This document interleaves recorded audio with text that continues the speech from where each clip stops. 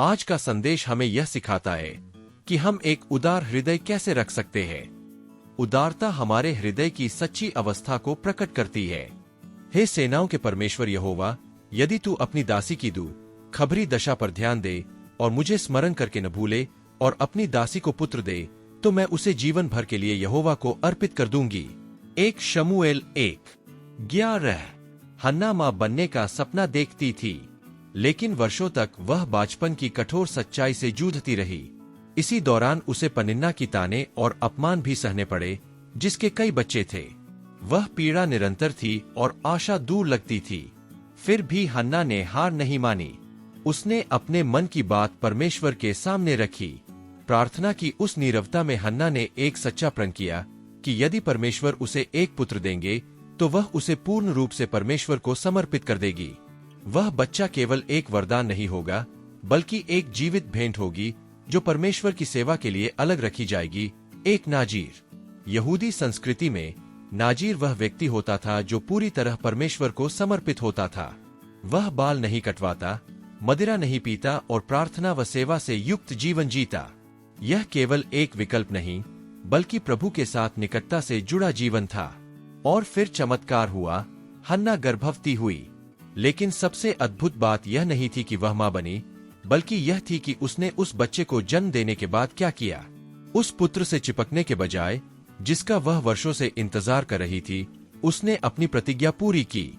उसने छोटे से शमूएल को मंदिर में सेवा के लिए समर्पित कर दिया। यही है सच्ची उदारता, जब हम अपनी सबसे मूल्यवान वस्तु को भी छोड़ने को तैयार होते हैं। यह कहानी हमें एक और शक्तिशाली उदाहरण की याद दिलाती है। अब्राहम, जिसने बिना हिचकिचाए अपने प्रतिज्ञा के पुत्र इसहाक को परमेश्वर को अर्पित करने को तैयार हो गया। हन्ना और अब्राहम दोनों ने परमेश्वर के सामने उदारता दिखाई और दोनों को भरपूर आशीष मिली। हन्ना, जो संतान नहीं जन सकती थी, बाद में कई और बच्चों की मां बनी।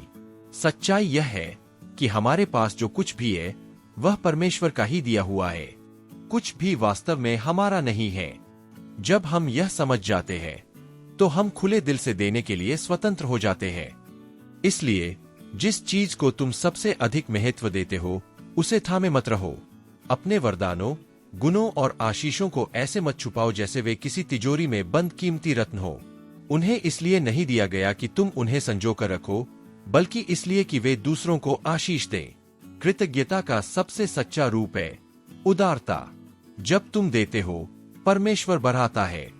जब तुम बांटते हो, वह रूपांतरित करता है। इसलिए उदार बनो, केवल अपने बची खुची चीजों के साथ नहीं, बल्कि उन चीजों के साथ जो तुम्हारे लिए कीमती है। इसी तरह की भेंट में स्वर्ग चलता है और तुम्हारा जीवन खिल उठता है। और यदि तुम्हें भक्तिपाठ पढ़ना पसंद है, तो मैंने इस वीडियो के विवरण में एक पुस्तक की सिफारिश छोड़ी है। यह एक बेस्ट सेलर है, जिसने लाखों लोगों के जीवन को छू लिया है।